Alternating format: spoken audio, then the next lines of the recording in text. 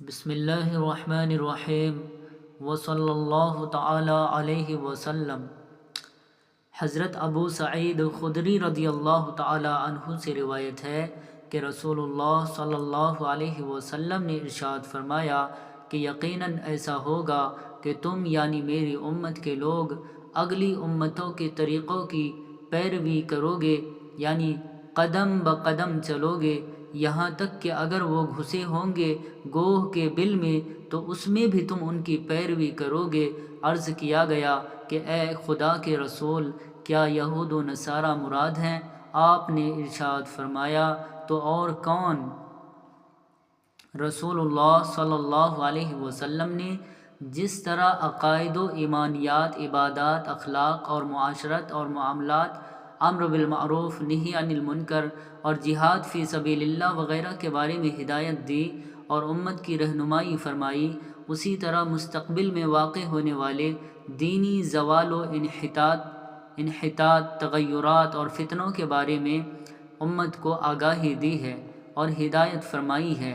اللہ تعالیٰ نے آپ صلی اللہ علیہ وسلم پر منکشف فرمایا تھا کہ جس طرح اگلی امتوں میں دینی زوال و انحطاط آیا اور وہ طرح طرح کی گمراہیوں اور غلط کاریوں میں مبتلا ہوئی اور اللہ کی نظر عنایت اور نصرت سے محروم ہوئی، ایسے ہی حالات آپ کی امت پر بھی آئیں گے۔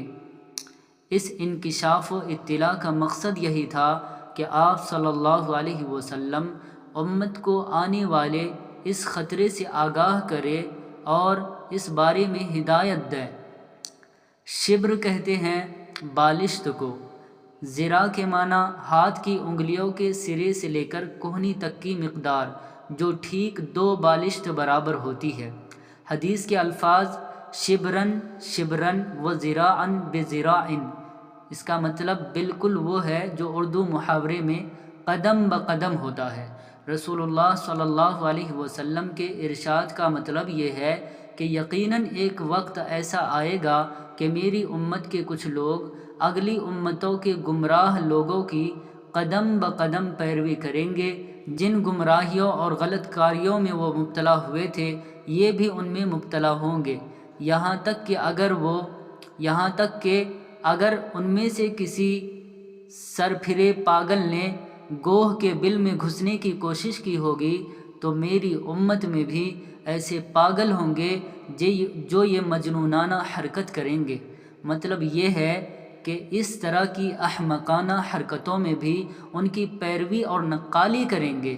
یہ دراصل کامل پیروی اور نقالی کی ایک تعبیر و تمثیل ہے۔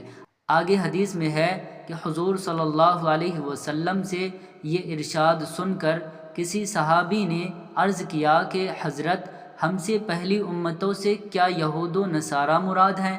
آپ صلی اللہ علیہ وسلم نے ارشاد فرمایا وہ نہیں تو اور کون؟ مطلب یہ ہے کہ ہاں، میری مراد یہود و نصارہ ہی ہیں، جیسا کہ تمہیدی سطروں میں عرض کیا گیا۔ یہ صرف پیشین گوئی نہیں ہے بلکہ بڑے مؤثر انداز میں آگاہی ہے کہ مجھ پر ایمان لانے والے خبردار اور ہوشیار رہیں اور یہود و نصارہ کی گمراہیوں اور غلط کاریوں سے اپنے کو محفوظ رکھنے کی فکر سے کبھی غافل نہ ہو۔